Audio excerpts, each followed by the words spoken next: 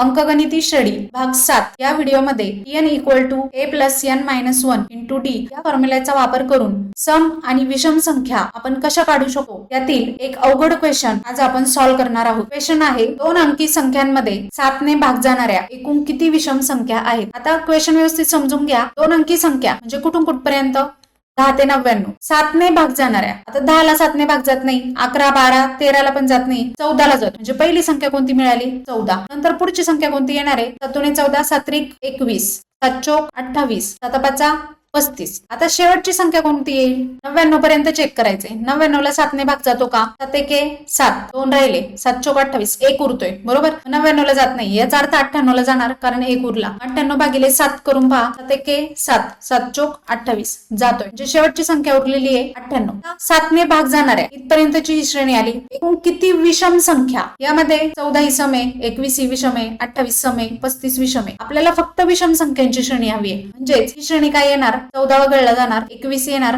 28 नाही येणार, 35 येणार।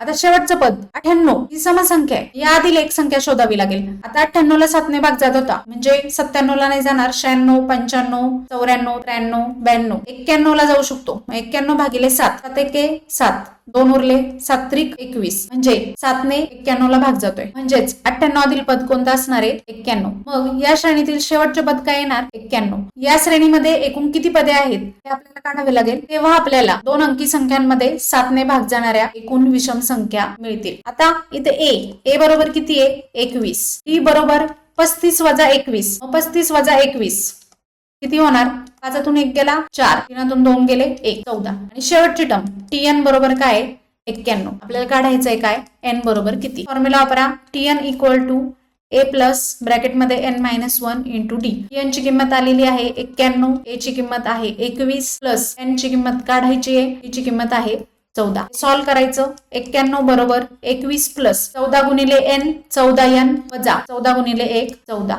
91 बरोबर 21 - 14 किती झाले 7 प्लस 14n। आता 91 - 7 किती येणार 84 बरोबर 14n। आता n काढायचंय म्हणजेच इथे काय होणार 84 भागिले 14 14 84 म्हणजेच n = किती मिळालेला आहे 6। त्यामुळे 2 अंकी संख्यांमध्ये 7 ने भाग जाणाऱ्या एकूण 6 विषम संख्या आहेत। हा क्वेश्चन वाचल्यानंतर अवघड वाटतो परंतु अंकगणिती श्रेणीचा ज्याचा व्यवस्थित अभ्यास आहे तो अगदी इझिली हा क्वेश्चन सॉल्व्ह करू शकतो। या क्वेश्चनचे उत्तर काय येईल हे कमेंट मध्ये सांगा। पाहूयात तुमच्यापैकी किती जण या क्वेश्चनचे उत्तर बरोबर देत आहेत। व्हिडिओ आवडल्यास लाईक करा, शेअर करा आणि सबस्क्राईब करा।